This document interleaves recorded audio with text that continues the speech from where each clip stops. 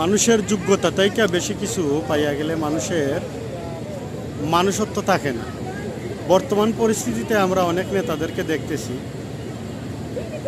মানে অনেক বড় বড় পদ পদবি পাইতেছেন।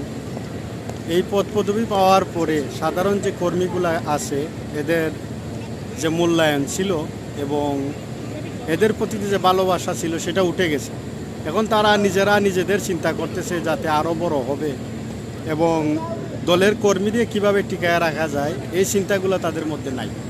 তার কারণ হইল তার যোগ্যতা থেকে সে বেশি কিছু পাইয়া গেছে। এর কারণে এই নেতাগুলা দেশের জন্য হুমকি এবং ধ্বংসের কারণ। এরাই চাঁদাবাজি করবে, এরাই মানুষকে বিপদে ফেলবে এবং এরাই একটা সময় মানুষকে মিথ্যা মামলা দিয়া মানে হেনস্থ করবে। কারণ এটাই বাস্তবতা, আমরা মানে ৭১-এর পর থেকে এগুলাই দেখে আসতেছি।